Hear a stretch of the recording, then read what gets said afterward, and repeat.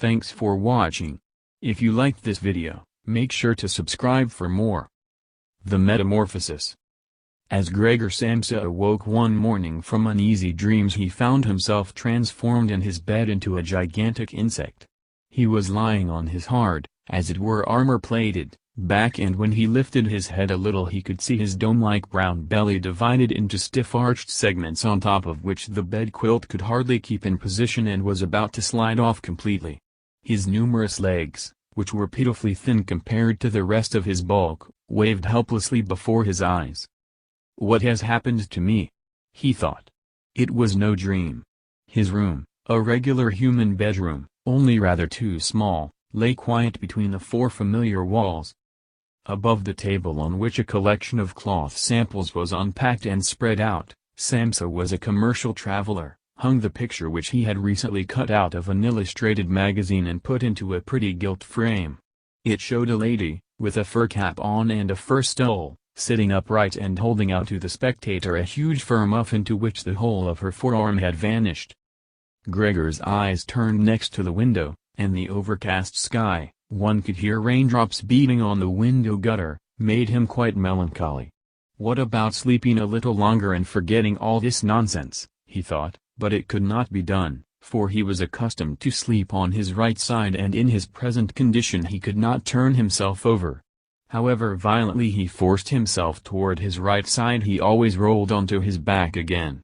He tried it at least 100 times, shutting his eyes to keep from seeing his struggling legs, and only desisted when he began to feel in his side a faint dull ache he had never experienced before. The Metamorphosis. "Oh God," he thought, "what an exhausting job I've picked on. Traveling about day in, day out. It's much more irritating work than doing the actual business in the office, and on top of that there's the trouble of constant traveling, of worrying about train connections, the bed and irregular meals, casual acquaintances that are always new and never become intimate friends. The devil take it all." He felt a slight itching up on his belly, slowly pushed himself on his back nearer to the top of the bed so that he could lift his head more easily, identified the itching place which was surrounded by many small white spots the nature of which he could not understand, and made to touch it with a leg, but drew the leg back immediately, for the contact made a cold shiver run through him. He slid down again into his former position. "This getting up early," he thought, "makes one quite stupid. A man needs his sleep. Other commercials live like harem women. For instance, when I come back to the hotel of a morning to write up the orders I've got, these others are only sitting down to the breakfast. Let me just try that with my chief, I'd be sacked on the spot. Anyhow, that might be quite a good thing for me, who can tell? If I didn't have to hold my hand because of my parents I'd have given notice long ago. I'd have gone to the chief and told him exactly what I think of him. That would knock him endways from his desk. It's a queer way of doing, too, this sitting on high at a desk and talking down to employees, especially when they have to come quite near because the chief is hard of hearing. Well, there's still hope. Once I've saved enough money to pay back my parents' debts to him, that should take another 5 or 6 years, I'll do it without fail. I'll cut myself completely loose then. For the moment, though, I'd better get up, since my train goes at 5. The Metamorphosis. He looked at the alarm clock ticking on the chest. Heavenly Father, he thought. It was 6:30 o'clock and the hands were quietly moving on. It was even past the half hour, it was getting on toward 6:45. Had the alarm clock not gone off? From the bed one could see that it had been properly set for 4 o'clock, of course it must have gone off. Yes, but was it possible to sleep quietly through that ear-splitting noise? Well, he had not slept quietly, yet apparently all the more soundly for that. But what was he to do now? The next train went at 7 o'clock, to catch that he would need to hurry like mad, and his samples weren't even packed up, and he himself wasn't feeling particularly fresh and active. And even if he did catch the train he wouldn't avoid a row with the chief, since the firm's porter would have been waiting for the 5 o'clock train and would have long since reported his failure to turn up. The porter was a creature of the chief's, spineless and stupid. Well, supposing he were to say he was sick? But that would be most unpleasant and would look suspicious, since during his 5 years' employment he had not been ill once. The chief himself would be sure to come with the sick insurance doctor, would reproach his parents with their son's laziness, and would cut all excuses short by referring to the insurance doctor, who of course regarded all mankind as perfectly healthy malingerers. And would he be so far wrong on this occasion? Gregor really felt quite well, apart from a drowsiness that was utterly superfluous after such a long sleep, and he was even unusually hungry. As all this was running through his mind at top speed without his being able to decide to leave his bed, the alarm clock had just struck 7:15. There came a cautious tap at the door behind the head of his bed. "Gregor," said a voice. It was his mother's. "It's 7:15. Hadn't you a train to catch?" That gentle voice. Gregor had a shock as he heard his own voice answering hers, unmistakably his own voice. It was true, but with a persistent horrible twittering squeak behind it like an undertone. The Metamorphosis. Which left the words in their clear shape only for the first moment and then rose up reverberating around them to destroy their sense, so that one could not be sure one had heard them rightly. Gregor wanted to answer at length and explain everything, but in the circumstances he confined himself to saying, "Yes, yes, thank you, Mother, I'm getting up now." The wooden door between them must have kept the change in his voice from being noticeable outside, for his mother contented herself with this statement and shuffled away. Yet this brief exchange of words had made the other members of the family aware that Gregor was still in the house, as they had not expected, and at one of the side doors his father was already knocking, gently, yet with his fist. "Gregor, Gregor," he called, "what's the matter with you?" And after a little while he called again in a deeper voice, "Gregor, Gregor." At the other side door his sister was saying in a low, plaintive tone, "Gregor? Aren't you well? Are you needing anything?" He answered them both at once, "I'm just ready," and did his best to make his voice sound as normal as possible by enunciating the words very clearly and leaving long pauses between them. So his father went back to his breakfast, but his sister whispered, "Gregor, open the door, do." However, he was not thinking of opening the door, and felt thankful for the prudent habit he had acquired in traveling of locking all doors during the night, even at home. His immediate intention was to get up quietly without being disturbed, to put on his clothes and above all eat his breakfast, and only then consider what else was to be done, since in bed, he was well aware, his meditations would come to no sensible conclusion. He remembered that often enough in bed he had felt small aches and pains, probably caused by awkward postures, which had proved purely imaginary once he got up, and he looked forward eagerly to seeing this morning's delusions gradually fall away. That the change in his voice was nothing but the precursor of a severe chill, a standing ailment of commercial travelers, he had not the least possible doubt. The Metamorphosis. To get rid of the quilt was quite easy, he had only to inflate himself a little and it fell off by itself. But the next move was difficult, especially because he was so uncommonly broad. He would have needed arms and hands to hoist himself up. Instead he had only the numerous little legs which never stopped waving in all directions and which he could not control in the least. When he tried to bend one of them it was the first to stretch itself straight, and did he succeed at last in making it do what he wanted, all the other legs meanwhile waved the more wildly in a high degree of unpleasant agitation. "But what's the use of lying idle in bed," said Gregor to himself. He thought that he might get out of bed with the lower part of his body first, but this lower part, which he had not yet seen and of which he could form no clear conception, proved too difficult to move. It shifted so slowly, and when finally, almost wild with annoyance, he gathered his forces together and thrust out recklessly, he had miscalculated the direction and bumped heavily against the lower end of the bed. And the stinging pain he felt informed him that precisely this lower part of his body was at the moment probably the most sensitive. So he tried to get the top part of himself out first, and cautiously moved his head toward the edge of the bed. That proved easy enough, and despite its breadth and mass the bulk of his body at last slowly followed the movement of his head. Still, when he finally got his head free over the edge of the bed he felt too scared to go on advancing. For after all if he let himself fall in this way it would take a miracle to keep his head from being injured. and at all costs he must not lose consciousness now, precisely now. He would rather stay in bed. The Metamorphosis. But when after a repetition of the same efforts he lay in his former position again, sighing, and watched his little legs struggling against each other more wildly than ever, if that were possible, and saw no way of bringing any order into this arbitrary confusion, he told himself again that it was impossible to stay in bed and that the most sensible course was to risk everything for the smallest hope of getting away from it. At the same time he did not forget to remind himself occasionally that cool reflection, the coolest possible, was much better than desperate resolves. In such moments he focused his eyes as sharply as possible on the window, but, unfortunately, the prospect of the morning fog, which muffled even the other side of the narrow street, brought him little encouragement and comfort. 7 o'clock already, he said to himself when the alarm clock chimed again, 7 o'clock already and still such a thick fog. And for a little while he lay quiet, breathing lightly, as if perhaps expecting such complete repose to restore all things to their real and normal condition. But then he said to himself, before it strikes 7:15 I must be quite out of this bed, without fail.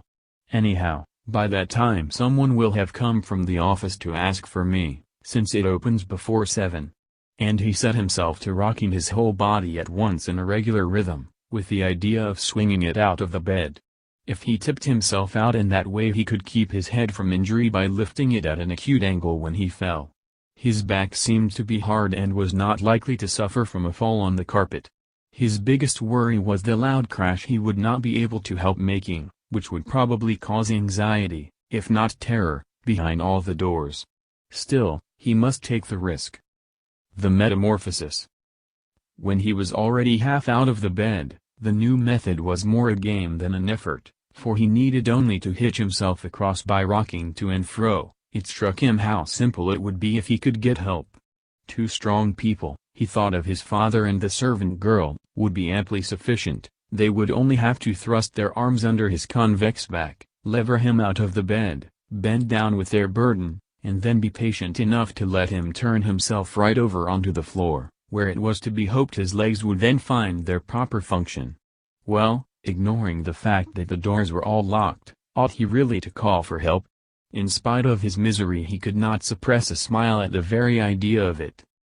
He had got so far that he could barely keep his equilibrium when he rocked himself strongly, and he would have to nerve himself very soon for the final decision since in 5 minutes' time it would be 7:15, when the front door bell rang. "That's someone from the office," he said to himself, and grew almost rigid, while his little legs only jigged about all the faster. For a moment everything stayed quiet. "They're not going to open the door," said Gregor to himself, catching at some kind of irrational hope. But then of course the servant girl went as usual to the door with her heavy tread and opened it. Gregor needed only to hear the first good morning of the visitor to know immediately who it was, the chief clerk himself. What a fate, to be condemned to work for a firm where the smallest omission at once gave rise to the gravest suspicion. Were all employees in a body nothing but scoundrels? Was there not among them one single loyal devoted man who, had he wasted only an hour or so of the firm's time in a morning, was so tormented by conscience as to be driven out of his mind and actually incapable of leaving his bed? Wouldn't it really have been sufficient to send an apprentice to inquire, if any inquiry were necessary at all? Did the chief clerk himself have to come and thus indicate to the entire family, an innocent family, that this suspicious circumstance could be investigated by no one less versed in affairs than himself? The Metamorphosis. And more through the agitation caused by these reflections than through any act of will Gregor swung himself out of bed with all his strength. There was a loud thump, but it was not really a crash. His fall was broken to some extent by the carpet. His back, too, was less stiff than he thought, and so there was merely a dull thud, not so very startling. Only he had not lifted his head carefully enough and had hit it. He turned it and rubbed it on the carpet in pain and irritation. "That was something falling down in there," said the chief clerk in the next room to the left. Gregor tried to suppose to himself that something like what had happened to him today might someday happen to the chief clerk. One really could not deny that it was possible. But as if in brusque reply to this supposition, the chief clerk took a couple of firm steps in the next door room and his patent leather boots creaked. From the right-hand room his sister was whispering to inform him of the situation. "Gregor, the chief clerk's here." "I know," muttered Gregor to himself, but he didn't dare to make his voice loud enough for his sister to hear it. "Gregor," said his father now from the left-hand room, "the chief clerk has come and wants to know why you didn't catch the early train. We don't know what to say to him. Besides, he wants to talk to you in person. So open the door, please. He will be good enough to excuse the untidiness of your room." "Good morning, Mr. Samsa," the chief clerk was calling amiably meanwhile. "He's not well," said his mother to the visitor, while his father was still speaking through the door. "He's not well, sir, believe me. What else would make him miss a train? The boy thinks about nothing but his work. It makes me almost cross the way he never goes out in the evenings. He's been here the last 8 days and has stayed at home every single evening. He just sits there quietly at the table reading a newspaper or looking through railway timetables. The Metamorphosis. The only amusement he gets is doing fretwork. For instance, he spent 2 or 3 evenings cutting out a little picture frame. You would be surprised to see how pretty it is. It's hanging in his room. You'll see it in a minute when Gregor opens the door. I must say I'm glad you've come, sir. We should never have got him to unlock the door by ourselves. He's so obstinate, and I'm sure he's unwell, though he wouldn't have it to be so this morning." "I'm just coming," said Gregor slowly and carefully, not moving an inch for fear of losing one word of the conversation. "I can't think of any other explanation, madam," said the chief clerk. "I hope it's nothing serious. Although on the other hand I must say that we men of business, fortunately or unfortunately, very often simply have to ignore any slight indisposition, since business must be attended to." "Well, can the chief clerk come in now?" asked Gregor's father impatiently, again knocking on the door. "No," said Gregor. In the left-hand room a painful silence followed this refusal. In the right-hand room his sister began to sob. Why didn't his sister join the others? She was probably newly out of bed and hadn't even begun to put on her clothes yet. Well, why was she crying? Because he wouldn't get up and let the chief clerk in, because he was in danger of losing his job, and because the chief would begin dunning his parents again for the old debts? Surely these were things one didn't need to worry about for the present. Gregor was still at home and not in the least thinking of deserting the family. At the moment, true, he was lying on the carpet and no one who knew the condition he was in could seriously expect him to admit the chief clerk. But for such a small discourtesy, which could plausibly be explained away somehow later on, Gregor could hardly be dismissed on the spot. And it seemed to Gregor that it would be much more sensible to leave him in peace for the present than to trouble him with tears and entreaties. Still, of course, their uncertainty bewildered them all and excused their behavior. The Metamorphosis. "Mr. Samsa," the chief clerk called now in a louder voice, "what's the matter with you? Here you are, barricading yourself in your room, giving only yes and no for answers, causing your parents a lot of unnecessary trouble and neglecting, I mention this only in passing, neglecting your business duties in an incredible fashion. I am speaking here in the name of your parents and of your chief, and I beg you quite seriously to give me an immediate and precise explanation. You amaze me, you amaze me. I thought you were a quiet, dependable person, and now all at once you seem bent on making a disgraceful exhibition of yourself.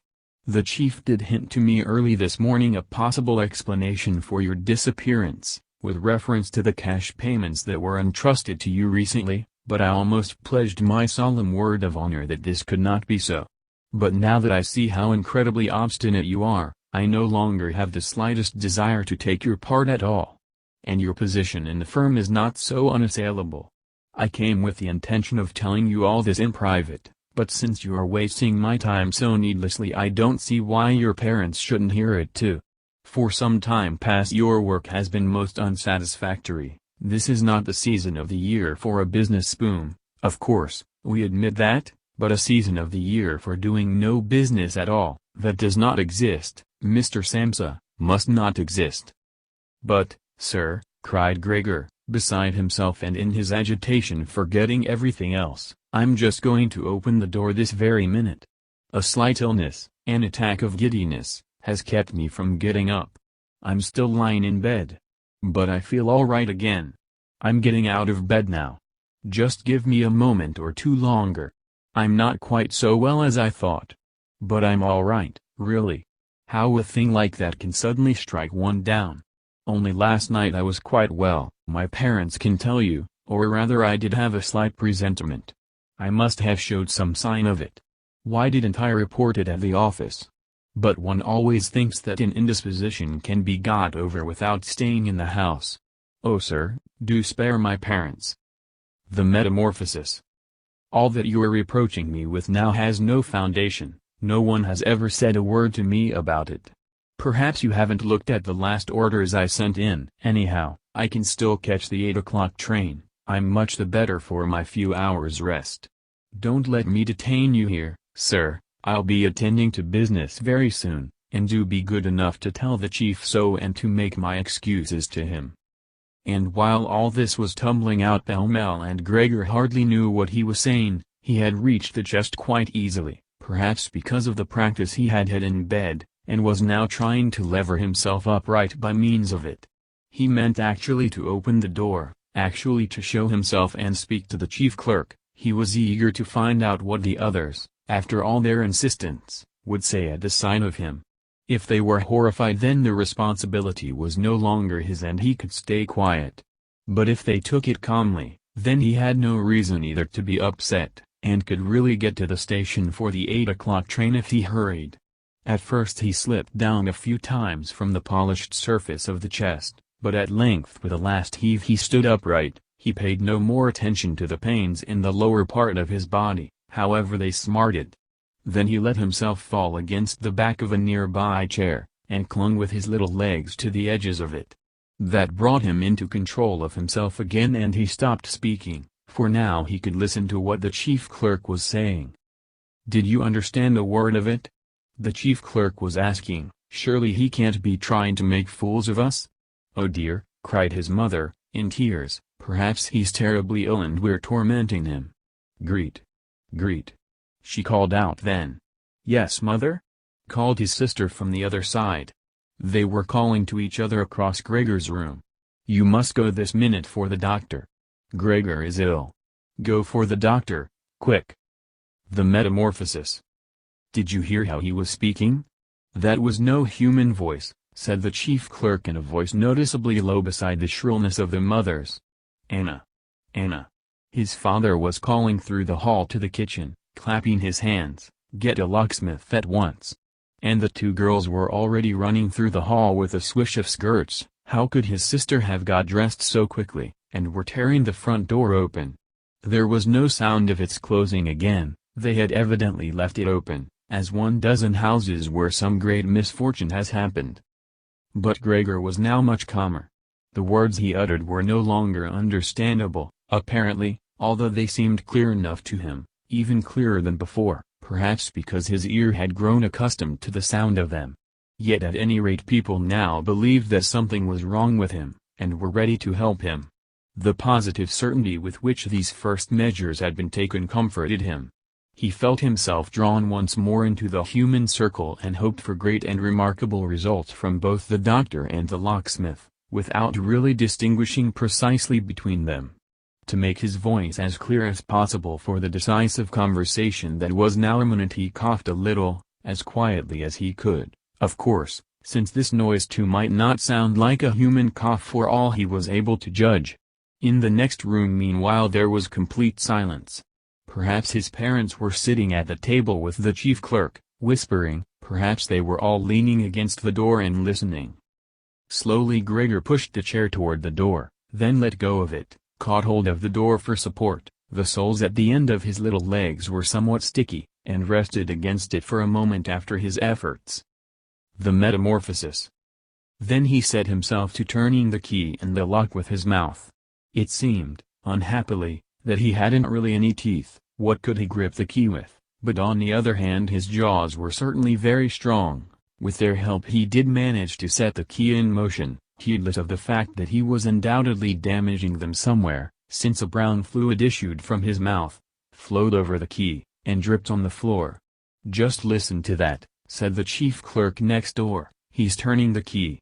That was a great encouragement to Gregor, but they should all have shouted encouragement to him, his father and mother too. "Go on, Gregor," they should have called out, "keep going, hold on to that key." And in the belief that they were all following his efforts intently, he clenched his jaws recklessly on the key with all the force at his command.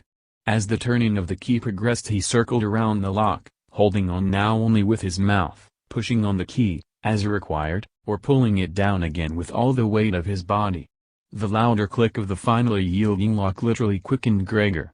With a deep breath of relief he said to himself, "So I didn't need the locksmith," and laid his head on the handle to open the door wide. Since he had to pull the door toward him, he was still invisible when it was really wide open. He had to edge himself slowly around the near half of the double door, and to do it very carefully if he was not to fall plump upon his back just on the threshold. He was still carrying out this difficult maneuver, with no time to observe anything else, when he heard the chief clerk utter a loud "Oh!" It sounded like a gust of wind, and now he could see the man, standing as he was nearest to the door, clapping one hand before his open mouth and slowly backing away as if driven by some invisible steady pressure. The Metamorphosis.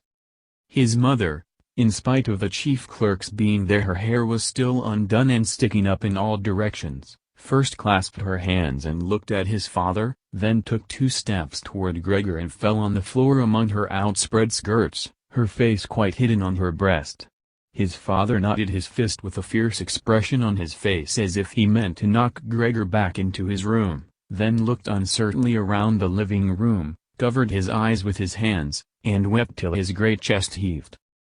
Gregor did not go now into the living room, but leaned against the inside of the firmly shut wing of the door, so that only half his body was visible and his head above it bending sideways to look at the others. The light had meanwhile strengthened. On the other side of the street one could see clearly a section of the endlessly long, dark gray building opposite. It was a hospital, abruptly punctuated by its row of regular windows. The rain was still falling, but only in large singly discernible and literally singly splashing drops. The breakfast dishes were set out on the table lavishly, for breakfast was the most important meal of the day to Gregor's father, who lingered it out for hours over various newspapers. Right opposite Gregor on the wall hung a photograph of himself in military service, as a lieutenant, hand on sword, a carefree smile on his face, inviting one to respect his uniform and military bearing. The door leading to the hall was open, and one could see that the front door stood open too, showing the landing beyond and the beginning of the stairs going down. "Well," said Gregor, knowing perfectly that he was the only one who had retained any composure, "I'll put my clothes on at once, pack up my samples, and start off. Will you only let me go? You see, sir, I'm not obstinate, and I'm willing to work. Traveling is a hard life, but I couldn't live without it." The Metamorphosis. "Where are you going, sir? To the office?" "Yes." "Will you give a true account of all this? One can be temporarily incapacitated, but that's just the moment for remembering former services and bearing in mind that later on, when the incapacity has been got over, one will certainly work with all the more industry and concentration. I'm loyally bound to serve the chief, you know that very well. Besides, I have to provide for my parents and my sister. I'm in great difficulties, but I'll get out of them again. Don't make things any worse for me than they are. Stand up for me in the firm. Travelers are not popular there, I know. People think they earn sacks of money and just have a good time. A prejudice there's no particular reason for revising. But you, sir, have a more comprehensive view of affairs than the rest of the staff. Yes, let me tell you in confidence, a more comprehensive view than the chief himself, who, being the owner, lets his judgment easily be swayed against one of his employees. And you know very well that the traveler, who is never seen in the office almost the whole year round, can so easily fall a victim to gossip and ill luck and unfounded complaints, which he mostly knows nothing about, except when he comes back exhausted from his rounds, and only then suffers in person from their evil consequences, which he can no longer trace back to the original causes. Sir, don't go away without a word to me to show that you think me in the right at least to some extent." But at Gregor's very first words the chief clerk had already backed away and only stared at him with parted lips over one twitching shoulder. And while Gregor was speaking he did not stand still one moment but stole away toward the door, without taking his eyes off Gregor, yet only an inch at a time, as if obeying some secret injunction to leave the room. He was already at the hall, and the suddenness with which he took his last step out of the living room would have made one believe he had burned the sole of his foot. Once in the hall he stretched his right arm before him toward the staircase, as if some supernatural power were waiting there to deliver him. The Metamorphosis. Gregor perceived that the chief clerk must on no account be allowed to go away in this frame of mind if his position in the firm were not to be endangered to the utmost. His parents did not understand this so well. They had convinced themselves in the course of years that Gregor was settled for life in this firm, and besides they were so preoccupied with their immediate troubles that all foresight had forsaken them. Yet Gregor had this foresight. The chief clerk must be detained, soothed, persuaded, and finally won over. The whole future of Gregor and his family depended on it. If only his sister had been there. She was intelligent. She had begun to cry while Gregor was still lying quietly on his back. And no doubt the chief clerk, so partial to ladies, would have been guided by her. She would have shut the door of the flat and in the hall talked him out of his horror. But she was not there, and Gregor would have to handle the situation himself. And without remembering that he was still unaware what powers of movement he possessed, without even remembering that his words in all possibility, indeed in all likelihood, would again be unintelligible, he let go the wing of the door, pushed himself through the opening, started to walk toward the chief clerk, who was already ridiculously clinging with both hands to the railing on the landing, but immediately, as he was feeling for a support, he fell down with a little cry upon all his numerous legs. Hardly was he down when he experienced for the first time this morning a sense of physical comfort. His legs had firm ground under them, they were completely obedient, as he noted with joy. They even strove to carry him forward in whatever direction he chose, and he was inclined to believe that a final relief from all his sufferings was at hand. But in the same moment as he found himself on the floor, rocking with suppressed eagerness to move, not far from his mother, indeed just in front of her, she, who had seemed so completely crushed, sprang all at once to her feet, her arms and fingers outspread, cried, "Help, for God's sake, help!" Bent her head down as if to see Gregor better, yet on the contrary kept backing senselessly away, had quite forgotten that the laden table stood behind her, sat upon it hastily, as if in absence of mind, when she bumped into it, and seemed altogether unaware that the big coffee pot beside her was upset and pouring coffee in a flood over the carpet. The Metamorphosis. "Mother, mother," said Gregor in a low voice, and looked up at her.